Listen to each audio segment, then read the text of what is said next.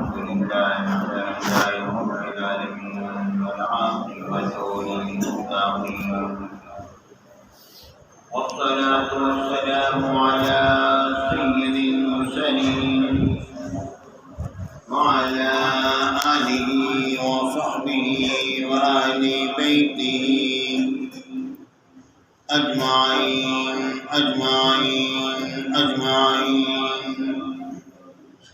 أما بعد فأعوذ بالله من الشيطان الرجيم. بسم الله الرحمن الرحيم.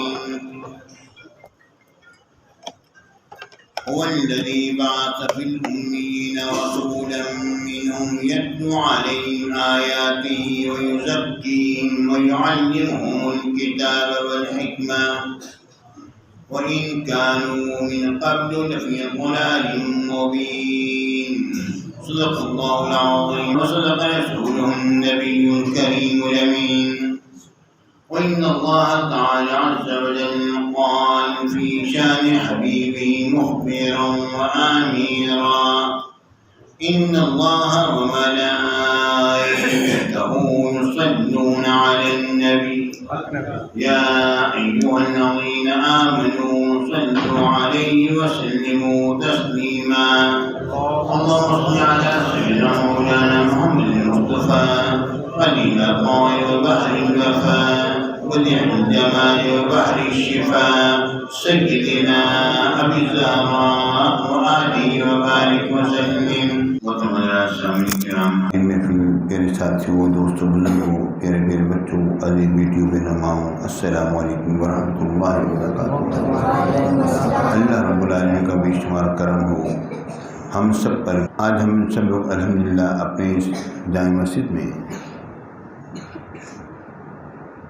میلاد النبی شریف کی تقریب میں حاضر ہیں اور اب کی بارگاہ میں دعا ہے یا اللہ تو ہماری اس حاضری کو شرف قبول عطا فرما.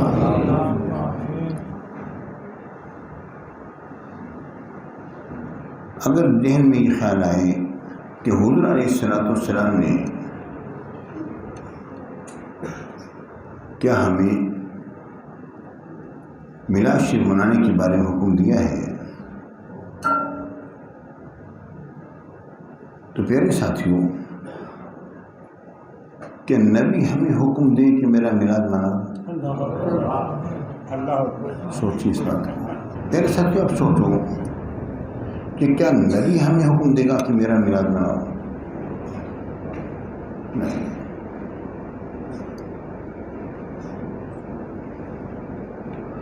جب استاد اٹھتا ہے اور کمرے سے باہر نکلتا ہے تو شاگرد کا یہ اپنا فرض ہوتا ہے کہ وہ دروازہ کھولے.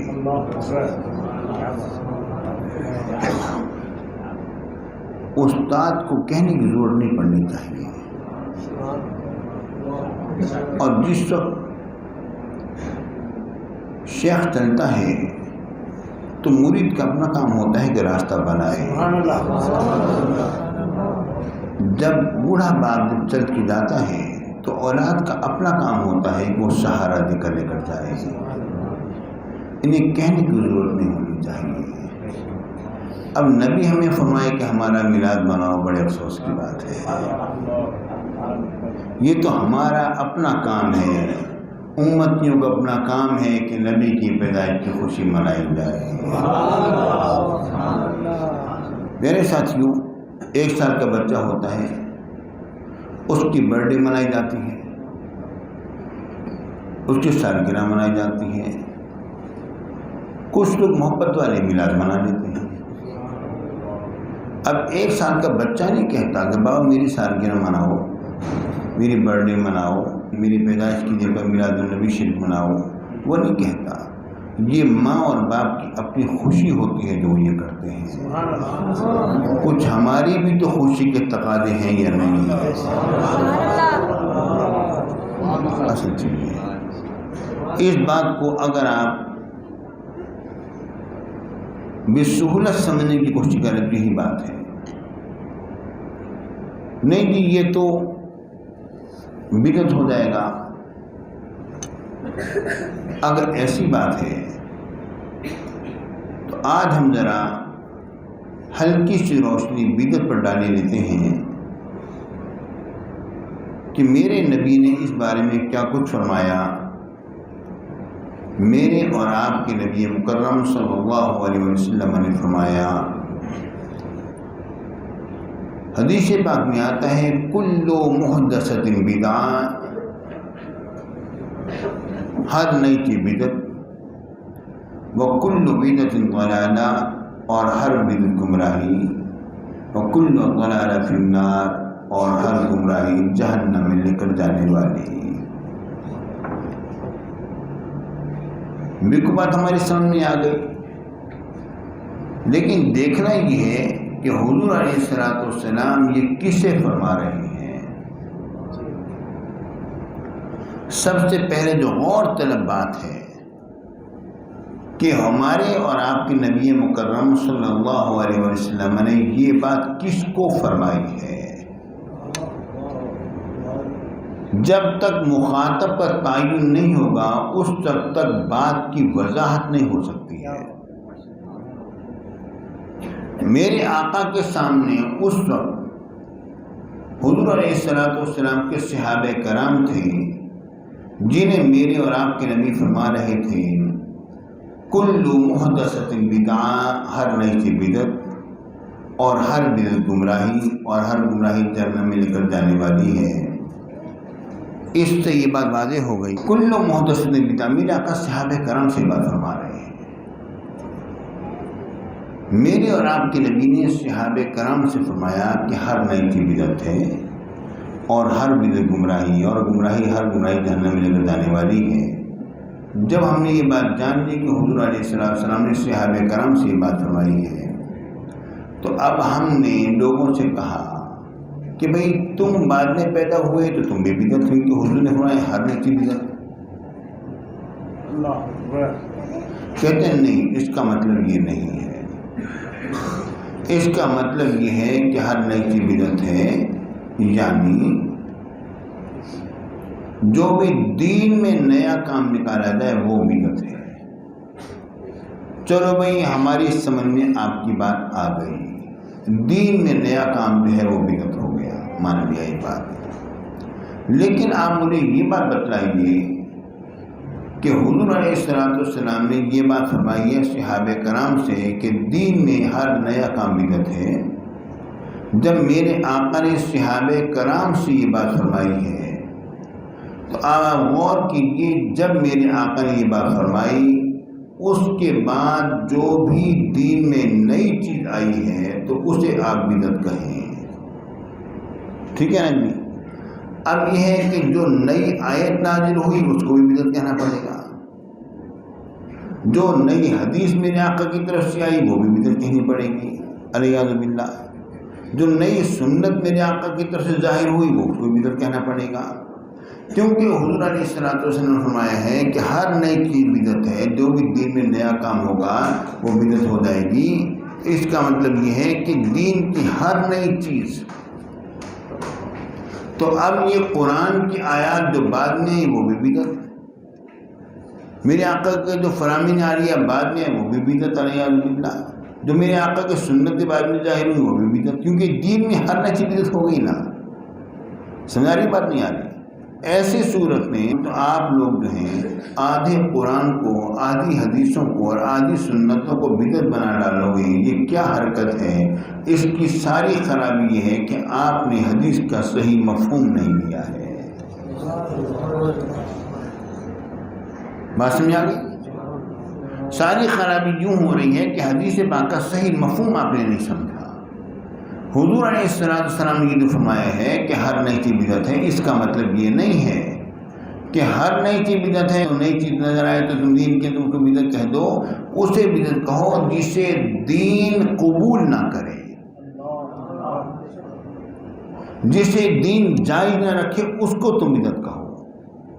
یعنی اگر میرے آقا حضور علیہ السلام فرمائیں اے بلال تمہارا کون سا ایسا عمل ہے جس کی بنا پر تم جنت میں میرے آگے آگے چلے ہو اور تمہارے جنت میں آگے چلنے کی آواز کو میں نے سنا ہے۔ حضرت بلال نے اسے پوچھے بغیر میرے آقا سے ایک ایسا عمل شروع کر دیا تھا جو کہ دین میں سے تھا کہ حضور یا رسول اللہ جب بھی وضو کرتا ہوں تو اس کے بعد میں نفل ضرور پڑھتا ہوں۔ تو یہ انہوں نے عمل پیش کیا۔ اس کا مطلب یہ ہو گیا کہ حضور علیہ السلام یہ بات واضح فرما رہے ہیں کہ دیکھو میرے بلال نے دین میں ایک نیا کام کیا لیکن دین اس کو جائز رکھ رہا ہے، اس کو بدعت نہ کہنا۔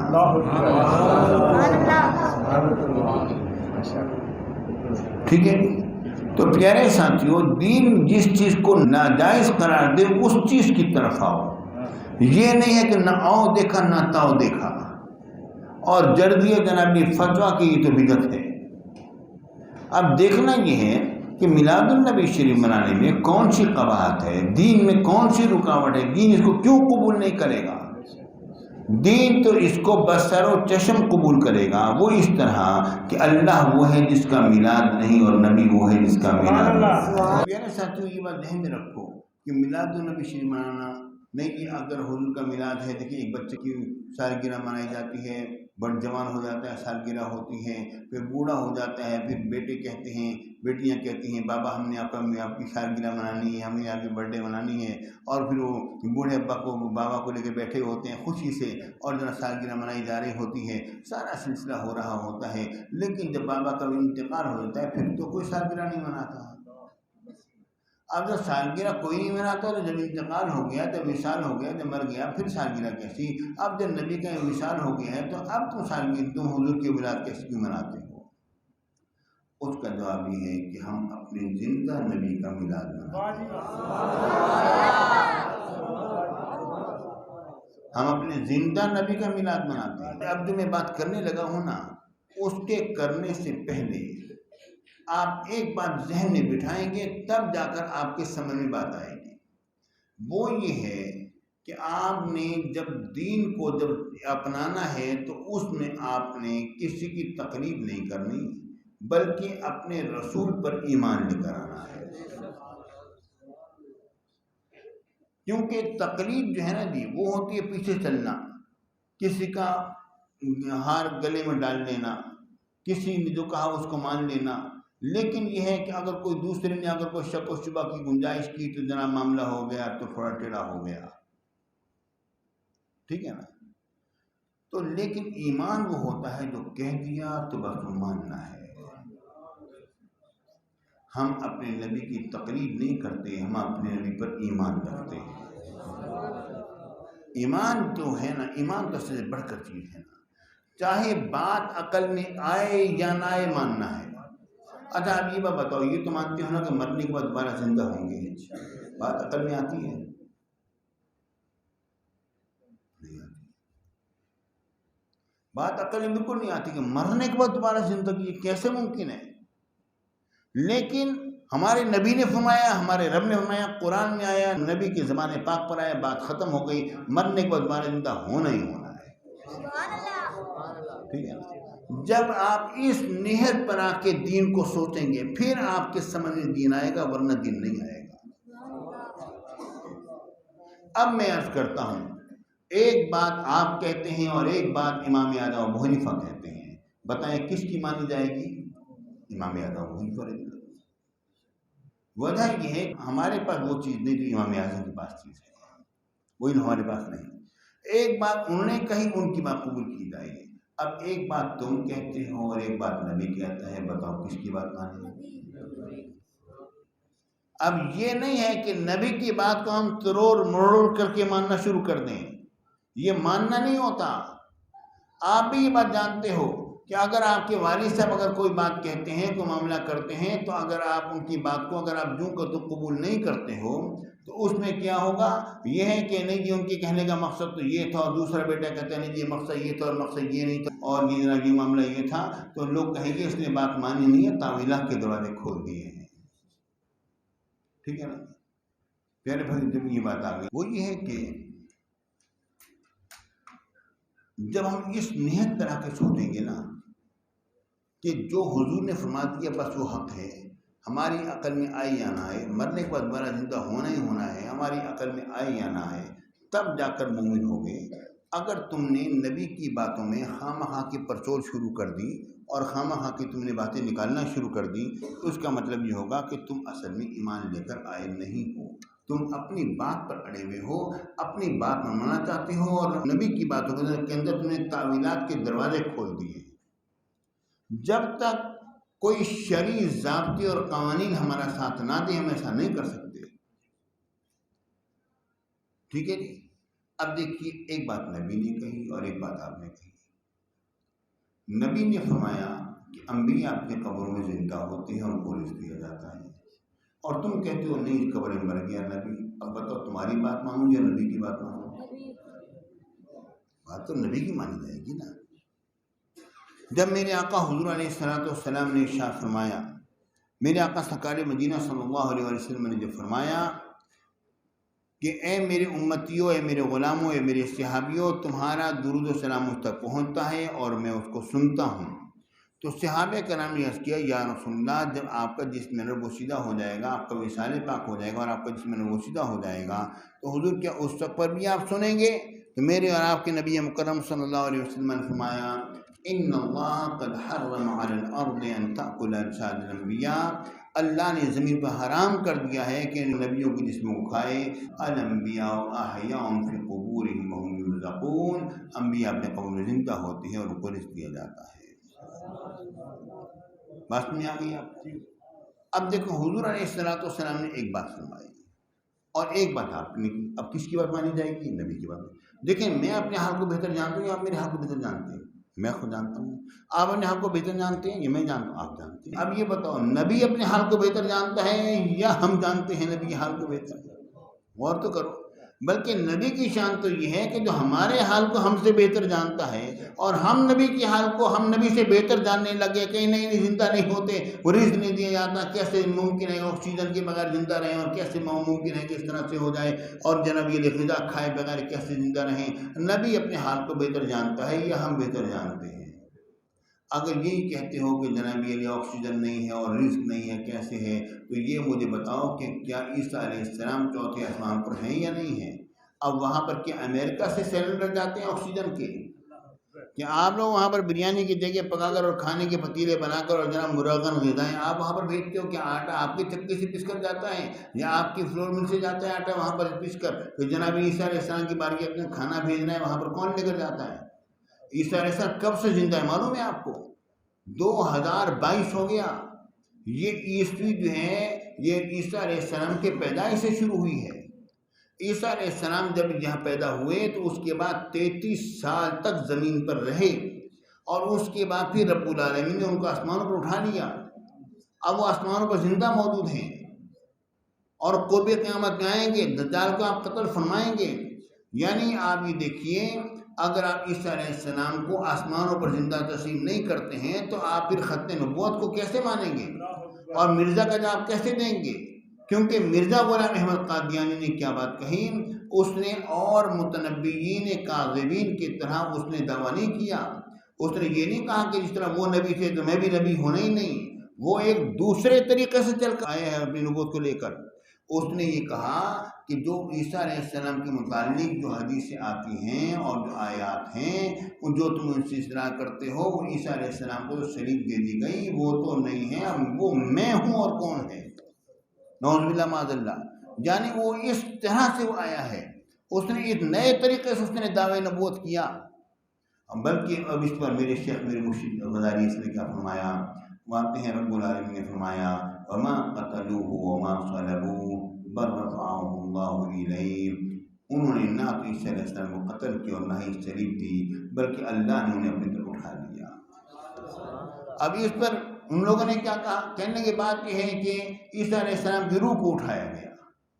اس پر میرے شیخ غزالی حسن نے فرمایا، میرے والد گرامی فرماتے ہیں کہ اس سے پہلے پڑھو وما قتلوه وما صلبوه، نہ انہوں نے قتل کیا نہ صلیب دیا، تو روح کو قتل نہیں کیا جا سکتا، روح کو صلیب نہیں دی جا سکتی ہے۔ جس کو قتل کیا جا سکتا ہے، جس کو صلیب دی جا سکتی ہے، اسی کے بارے میں آ رہا ہے بل رفعہ اللہ الیہ، بلکہ اللہ نے ان کو اپنے اٹھا لیا۔ یہ دلیل ہے کہ عیسیٰ علیہ السلام اپنے جسم انور کے ساتھ آسمانوں پر موجود ہیں۔ اور دجال کا آپ قتل فرمائیں گے، اور پھر یہاں پر آئیں گے 7 سال اور حیات رہیں گے، پھر آپ کا وصال پاک ہوگا، 40 سال کی عمر میں آپ کا وصال پاک ہوگا، اور میرے آقا حضور علیہ السلام کے ساتھ دفن کیے جائیں گے۔ ٹھیک ہے نا؟ اب جب اتنی بات آ گئی، اب معاملہ یہ ہے کہ عیسیٰ علیہ السلام آسمانوں پر بغیر تمہارے غذاؤں کے، بغیر تمہارے پانی کے، بغیر تمہاری چیزوں کے زندہ موجود ہیں۔ جب زندہ موجود ہیں، ان کو زندہ مانتے ہو، تو یہ تو مجھے بتاؤ کہ اگر عیسیٰ علیہ السلام اگر 2000 سال سے آسمانوں پر موجود ہیں، تو کیا اللہ تعالیٰ اپنے نبی کو قبر نشیب میں 1500 سال تک زندہ نہیں رکھ سکتا ہے؟ میرا آقا ابھی بھی زندہ اور ہمیشہ زندہ رکھے گا رب العالمین۔ اب دیکھیے حضور علیہ السلام فرمائے انبیاء اپنے قبر زندہ ہوتے ہیں، ان کو رزق دیا جاتا ہے۔ اب اس میں ذرا غور فرمائیے، سیدنا عزیر علیہ السلام کا متعلق آتا ہے کہ وہ جس وقت گزرے ایک بستی کے پاس سے جو کہ گری پڑی تھی، اور اپنے چھتوں کے بل پر انہوں نے کہا کہ تعجب ہے، کیا اللہ تعالیٰ ان کو کیسے زندہ فرمائے گا؟ جب انہوں نے اظہار تعجب کیا تو رب العالمین نے کیا فرمایا؟ رب العالمین نے فرمایا فَأَمَاتَهُ اللَّهُ مِئَةَ عَامٍ، اللہ تعالیٰ نے عزیر علیہ السلام کو، اس مرد مقدس کو 100 سال کے لیے موت دے دی۔ جو اکثر مفسرین عزیر علیہ السلام کا ذکر کرتے ہیں، اس لیے اسی حساب سے چل رہا ہوں۔ جب ان کو موت دے دی، اس کے بعد پھر اپ نے کیا فرمایا؟ آپ دیکھیں، غور کریں، یہاں پر تو رب العالمین نے یہ بات ظاہر کر دی کہ ان کو 100 سال تک ان کو موت دے دی، لیکن اس کے بعد رب العالمین کا کلام کیا ہے؟ مایا ثم بعثہ، پھر اللہ نے ان کو اٹھایا۔ یہ نہیں فرمایا ثم احیاہ، اللہ نے ان کو زندہ فرمایا، یہ بات نہیں فرمائی۔ یعنی نبی کے پہلے وصال کو رب العالمین نے واضح کلمات بیان فرما دیا کہ ان پر قانون موت نے طاری کیا، لیکن اس کے بعد نبی کے اس وصال کے بعد جو ہے زندہ کیا جانا اور اٹھانا، یہ کرنا وہ کرنا، اس کو رب العالمین نے ان کی عظمتوں کے مطابق بیان فرمایا ہے۔ آپ غور کریں، پہلے تو بیان کرنا ضروری تھا تاکہ پتہ چل جائے کہ ان کا وصال ہو گیا، تاکہ عبد اور معبود میں فرق ہو جائے کہ عبد وہ ہے جو کہ جس پر قانون موت طاری ہوگا، معبود وہ ہے جس پر قانون موت طاری نہیں ہوگا۔ ٹھیک ہے نا؟ اس کے بعد پھر رب العالمین نے کس انداز میں گفتگو فرمائی؟ اب اندازہ کریں، نبی کی عظمتوں کو برقرار رکھتے ہوئے رب العالمین نے گفتگو فرمائی۔ مایا رب العالمین نے فرمایا ثم بعثہ، پھر اللہ نے ان کو اٹھایا۔ قال کم لبثت، فرمایا کتنے عرصہ ٹھہرے؟ یہ نہیں فرمایا کتنا عرصہ مرے رہے، یہ بات نہیں فرمائی۔ اندازہ کریں نا، رب العالمین اپنے محبوبوں کا تذکرہ کس انداز میں کرتا ہے۔ قال کم لبثت، فرمایا بتاؤ کتنا عرصہ تم ٹھہرے رہے؟ قال لبثت، انہوں نے عرض کیا لبثت، میں بھی ٹھہرا رہا۔ یعنی مطلب یہ ہے کہ میرا وصال تو ہوا لیکن میں زندہ تھا۔ ٹھیک ہے نا؟ اب وہ رب العالمین کے فرمایا علی کے تعبیر وہ اپنے جواب دے رہے ہیں۔ قال لبثت یوما و بعد یوم، ایک دن یا ایک دن کا کچھ حصہ میں رہا، ٹھہرا رہا میں۔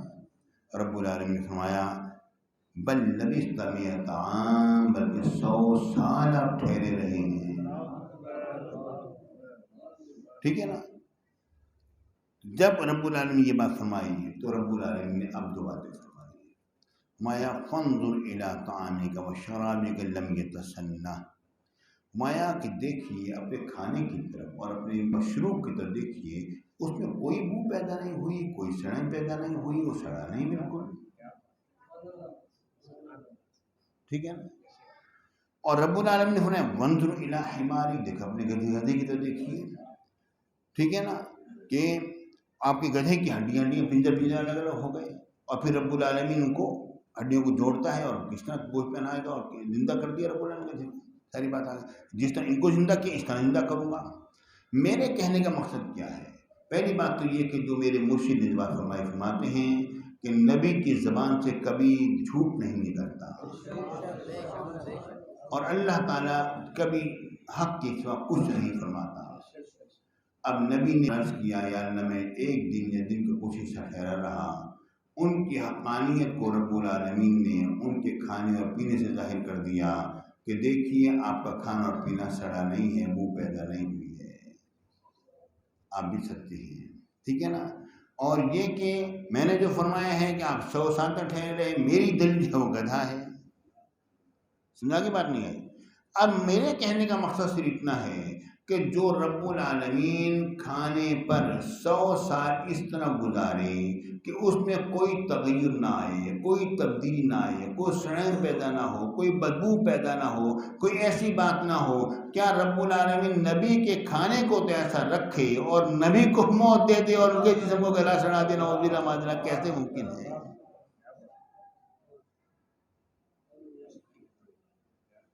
بات سنائی نہیں آپ کو؟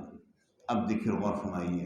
اب میں عرض کرتا ہوں ایک اور چیز، نئی چیز عرض کرتا ہوں، وہ یہ ہے کہ اصحاب کہف 182 سال یا 300 سال یا 350 سال، جتنا عرصہ، مختلف روایت آتی ہے، جب ان کو بادشاہ نے ستایا وہ نکلے اور غار میں جا کر پناہ لی. کتا ان کے ساتھ تھا، غار کی دہانے پر کھڑا ہو گیا اپنی باہیں پھیلا کر، وَكَلْبُهُمْ بَاسِطٌ ذِرَاعَيْهِ بِالْوَصِيِّ، کھڑا ہو گیا. جنابی اس نے پہرا دیتا رہا. اور ایک روایت میں آتا ہے کہ وہ 6 مہینے پر ایک کروٹ لیتے، 6 مہینے کے بعد دوسری کروٹ. ایک میں آتا ہے 1 سال میں ایک کروٹ، دوسرے سال میں دوسری کروٹ. ایک میں آتا ہے جس کروٹ سوئے تھے اسی کروٹ اٹھے. اس کے اٹھنے کے بعد پھر وہ بازار میں گئے، بھوک لگی تھی، بازار میں گئے کھانا لینے کے لیے. تو انہوں نے جب ان کے سکے دیکھے اور ان کی بولی دیکھی، یہ کہاں سے آ گئے، یہ کون لوگ ہیں وغیرہ وغیرہ، طویل قصہ ہے. میرے استدلال ہے وہ صرف اس بات سے ہم نے بتلائیے کہ اصحاب کہف کیا 350 سال تک بغیر کھائے پیے غار میں رہے یا نہیں رہے. اور میرے آقا حضور علیہ السلام نے انبیاء اپنے قبروں میں زندہ ہوتے ہیں اور ان کو رزق دیا جاتا ہے. ٹھیک ہے نا؟ اب ان کو بھی تو ایک رزق دیا جانا تھا نا. اب آپ سوچیں گے کہ جی انبیاء کو رزق تو دیا جاتا ہے قبر میں، تو برزخی رزق ہوگا، پھر برزخی حیات ہوگی. نہیں، یہ بات بھول جائیے. عیسیٰ علیہ السلام کو برزخ کی رزق نہیں دیا جا رہا ہے، ان کا جسم انور صحیح سلامت ہے. نبی کو رب العالمین نے آسمانوں پر اٹھا کر میرے آقا حضور علیہ السلام کی معراج پاک کو ثابت کیا لوگوں کے سامنے. ٹھیک ہے نا؟ اور یہ بات بتلا دی کہ نبی تمہاری غذاؤں کے محتاج نہیں، اور یہ کہ وہ تمہاری آکسیجن اور ہواؤں کے محتاج نہیں. نبی کا کھانا اس لیے ہے کہ تاکہ تمہیں کھانے کا سلیقہ سکھلا دیں. غور کریں، میرے آقا حضور علیہ السلام نے فرمایا کہ انبیاء اپنے قبر میں زندہ ہوتے ہیں اور رزق دیا جاتا ہے. النبی حی فی قبرہ وہو یرزق، نبی اپنے قبر میں زندہ ہوتا ہے اور کو رزق دیا. مختلف الفاظ کلمات آتے ہیں. معاملہ اصل میں یہ ہے کہ یہ کہا جاتا ہے کہ یہ برزخی رزق ہے اور کچھ نہیں. یہ برزخی رزق نہیں ہے. اس کی دلیل کیا ہے؟ دلیل میں حدیث پاک سے پیش میرے اور آپ کے نبی مکرم صاحب العلاق صلی اللہ علیہ وسلم نے صوم وصال رکھا. صوم وصال معلوم ہے آپ نے کہیں پر تو سنا ہوگا. صوم وصال اس روزے کو کہتے ہیں جب روزہ رکھا جائے تو نہ افطاری ہو، پھر روزہ چل رہا ہے، نہ سحری ہے روزہ چل رہا ہے، اگلے دن کا روزہ، پھر نہ افطاری ہے روزہ چل رہا ہے، نہ سحری ہے روزہ چل رہا ہے، اگلی دن کا پھر روزہ. مسلسل کئی دن کے میرے آقا روزہ رکھا کرتے تھے. بعض صحابہ نے سوچا کہ جی ہم بھی حضور علیہ السلام کی طرح روزہ رکھیں. انہوں نے روزہ رکھا تو تیسرے دن مسجد کے دروازے پر گر پڑے. جب گرے میرے آقا نے فرمایا یہ کیا ہوا یا رسول اللہ، انہوں نے صوم وصال رکھے ہیں. میرے آقا نے فرمایا کہ نہیں، تم نے نہیں رکھا. نہا رسول اللہ صلی اللہ علیہ وسلم وصال، میرے آقا نے صوم وصال سے منع فرمایا. جب اتنی بات آئی تو اس کے بعد صحابہ کرام نے عرض کیا یا رسول اللہ انک تواصل، حضور آپ تو رکھتے ہیں، آپ نے ہمیں منع فرمایا.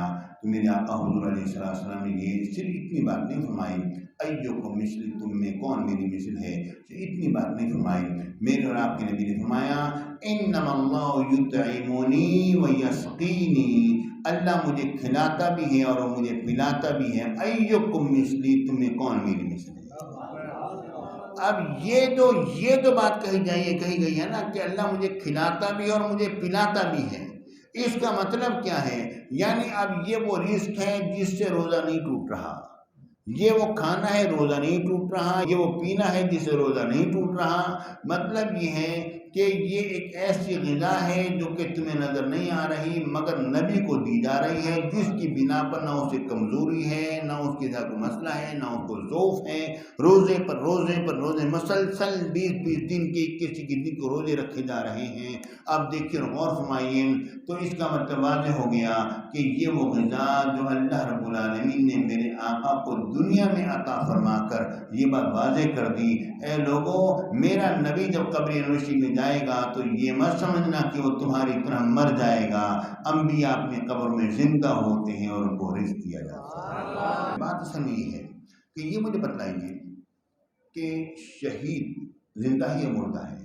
قرآن کہتا ہے اگر آپ مردہ ہے تو قرآن کی مخالفت ہے، مردہ نہ کہو اس کو، شہید زندہ ہوتا ہے، ٹھیک ہے نا، بل احیا پر زندہ ہوتے ہیں، شہید زندہ ہے نا، ٹھیک ہے نا۔